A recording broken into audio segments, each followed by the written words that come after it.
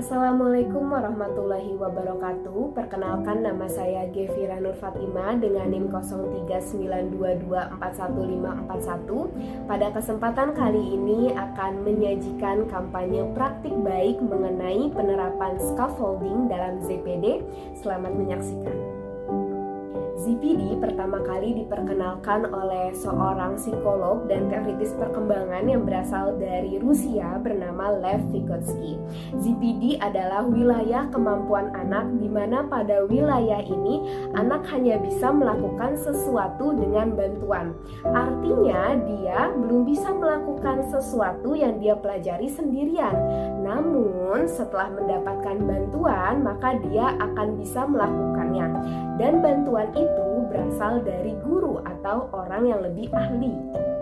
ZPD adalah jarak antara tingkat perkembangan aktual dengan tingkat perkembangan potensial sebagai kemampuan pemecah masalah di bawah bimbingan orang dewasa seperti halnya guru melalui kerjasama dengan teman sejawat atau orang yang lebih ahli. Lantas, apa itu tingkat perkembangan aktual dan tingkat perkembangan potensial? Tingkat perkembangan aktual adalah tingkat kemampuan yang dapat dicapai oleh individu secara mandiri tanpa bantuan orang lain. Sedangkan tingkat perkembangan potensial adalah tingkat kemampuan tertinggi atau puncak yang dapat diraih oleh individu dengan syarat perlu bantuan orang lain yang lebih dewasa atau lebih ahli. Lantas muncullah pertanyaan, apa hubungan perkembangan aktual, perkembangan potensial dengan ZPD? Ya, ZPD berada di dalam wilayah perkembangan aktual, perkembangan potensial. Seorang siswa tidak bisa memahami suatu materi yang di luar jangkauannya secara mandiri, tetapi masalah tersebut bisa ditangani dengan adanya sebuah bantuan yang diberikan oleh guru. Nah, bantuan yang diberikan oleh guru ini dinamakan dengan scaffolding. Lantas, apa itu scaffolding? Scaffolding adalah pemberian sejumlah bantuan yang diberikan oleh guru kepada siswa yang mengalami kesulitan karena tidak bisa belajar secara mandiri. Tetapi bantuan tersebut secara perlahan akan dikurangi oleh guru sampai akhirnya siswa tersebut dapat memahami suatu materi atau melakukan kegiatan secara mandiri. Terdapat 6 manfaat dari adanya scaffolding. Yang pertama, pemahaman siswa terhadap materi akan lebih mendalam, mendorong kemandirian siswa mengerjakan sesuatu, adanya keaktifan siswa di dalam kelas selama pembelajaran, mengurangi tantangan masalah status sosial ekonomi, adanya kolaborasi antara siswa dengan guru selama pembelajaran, dan guru dapat memberikan bantuan sesuai dengan kebutuhan siswa.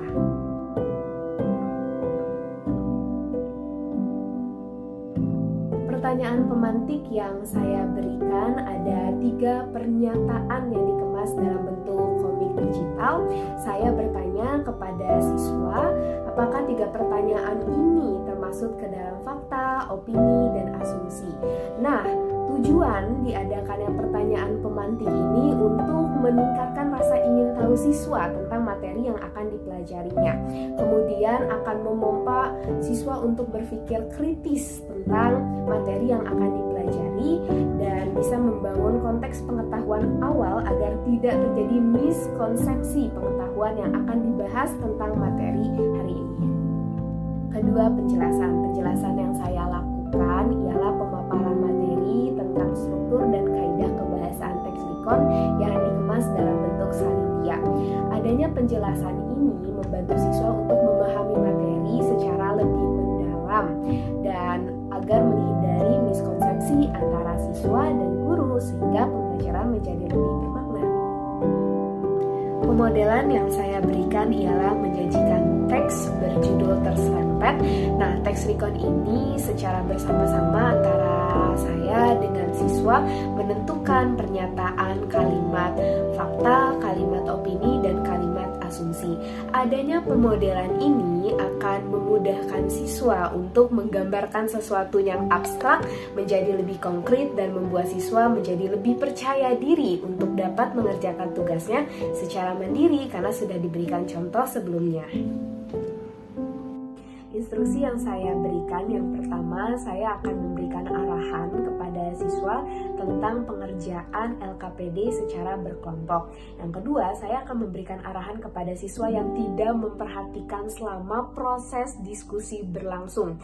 Jika ada kelompok yang sedang presentasi, siswa harus fokus memperhatikan kelompok tersebut. Jika tidak, saya akan memberikan satu buah pertanyaan mengenai materi yang sedang dipresentasikan. Nah, tujuan diadakannya instruksi ini untuk mengembalikan fokus siswa, selain itu juga menambah pemahaman siswa secara mendalam terkait materi yang sedang dipelajari, khususnya materi yang sedang dipresentasikan.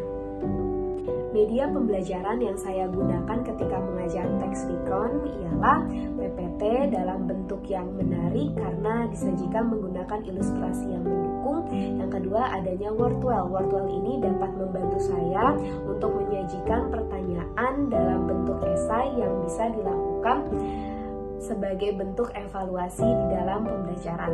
Nah, adanya media pembelajaran yang interaktif ini akan mempermudah siswa memahami materi sesuai dengan perkembangan zamannya, sehingga siswa tidak merasa bosan dan jenuh selama mengikuti pembelajaran. Pemberian petunjuk dalam kegiatan pembelajaran bertujuan untuk memberikan arahan dan bantuan kepada siswa agar siswa merasa mudah untuk mencapai tujuan pembelajarannya.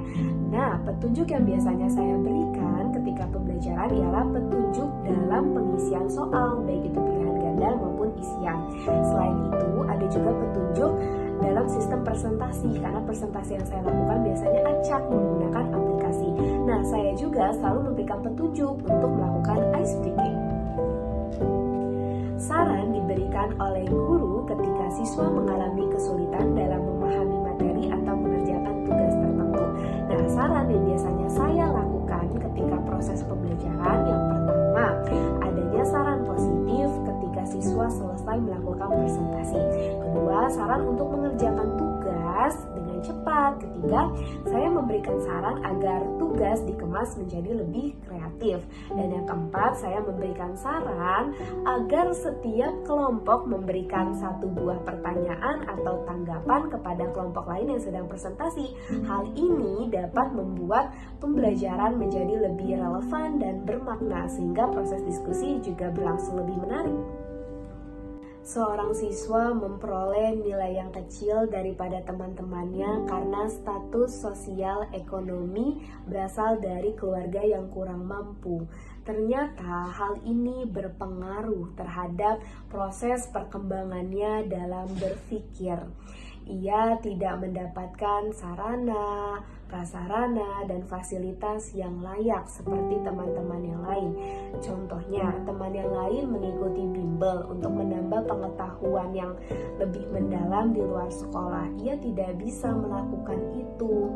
Contoh lain, teman yang lain memiliki banyak buku sebagai sumber belajar. Ia hanya memiliki satu buku dari sekolah untuk dijadikan sumber belajar. Saya tidak bisa diam melihat persoalan ini. Saya memberikan sebuah scaffolding dalam bentuk bimbingan secara lebih khusus terhadap anak tersebut untuk memahami suatu materi. Kemudian saya mencari tahu mengenai gaya belajar yang dipakai oleh anak tersebut ternyata visual. Jadi saya menyediakan bahan ajar media-media pembelajaran dalam bentuk visual seperti halnya infografis ataupun komik digital untuk menambah minat anak tersebut dalam belajar. Selain itu, saya juga memberikan umpan balik yang konstruktif, jadi membuat dia menjadi lebih termotivasi untuk melakukan pembelajaran. Hasil yang dicapai selama penerapan scaffolding pada ZPD di kelas 9G membawa dampak positif karena saya melihat adanya kenaikan nilai pengetahuan dan nilai keterampilan siswa di kelas tersebut. Khususnya, terdapat seorang siswa yang memiliki nilai rata-rata paling kecil daripada teman-teman yang lain karena status sosial ekonomi keluarga yang rendah.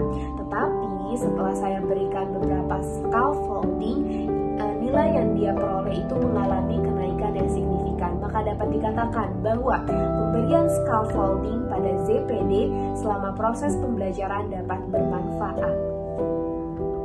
Hasil yang dicapai setelah adanya penerapan scaffolding pada ZPD selama pembelajaran di kelas. Yang pertama, pembelajaran menjadi lebih bermakna karena siswa aktif selama pembelajaran. Yang kedua, mendorong kolaborasi antara siswa dan guru selama pembelajaran. Yang ketiga, meningkatkan kemampuan siswa dalam bernalar kritis dan mampu untuk belajar secara mandiri. Yang keempat, pembelajarannya menjadi lebih relevan dengan kehidupan sehari-hari karena guru memberikan bantuan sesuai dengan kebutuhan siswa.